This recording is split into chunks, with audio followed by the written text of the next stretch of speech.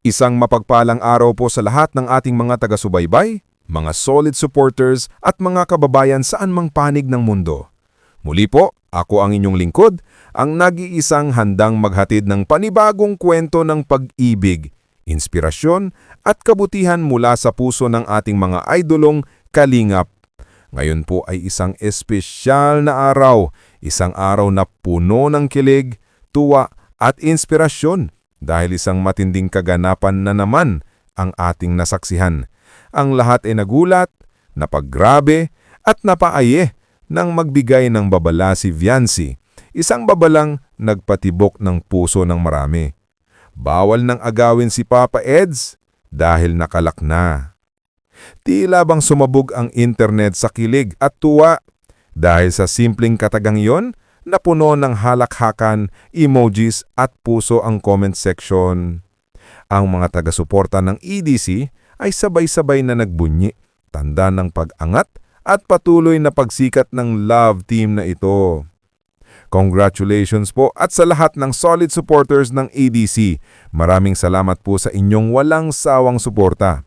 Gayon din po sa ating mga bigating sponsors. Saludo po kami sa inyong malasakit at pagtitiwala.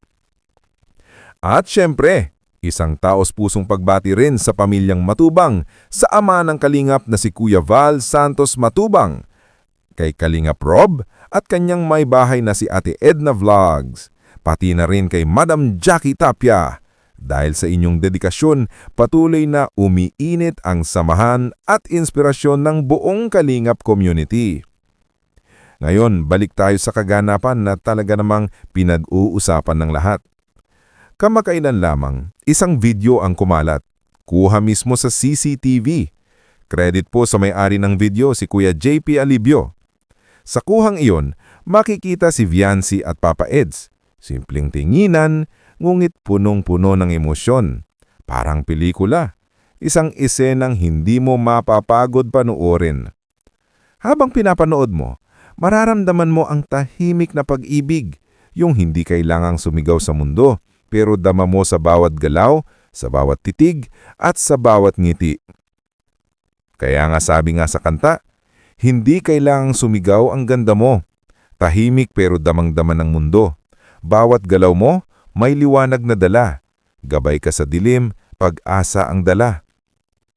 At totoo nga, si ADC, ang love team ni na Edu at Viancy, ay naging awit ng inspirasyon. Sa bawat hapon, may kagandahan.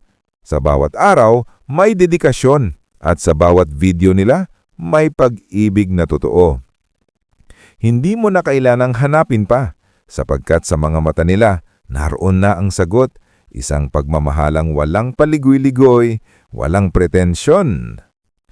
Marami mang dumaan na love team sa social media, pero kakaiba talaga ang EDC. Tahimik lang sila, pero ramdam mo ang katotohanan sa kilos. Hindi scripted, hindi pang content lang, kundi may halong puso at respeto. Araw-araw, dumarami ang mga tagahanga, maging ang mga dating tahimik lang sa comment section, bigla na ngayong lumalabas para sumuporta. Team EDC forever! Ang ganda ng chemistry nila. Sana all may Papa Eds. Mga komento na nagiging bahagi ng kasaysayan ng love team na ito. At habang patuloy silang sinusubaybayan, mas lalo rin dating nakikita ang kabutihan sa likod ng mga ginagawa nila. Hindi lang sila basta love team. Sila ay inspirasyon ng kabutihan, respeto at tunay na pagmamalasakit sa kapwa. Sa likod ng mga kamera, sila pa rin ang parehong tao, mapagkumbaba, masayahin at puno ng pag-asa.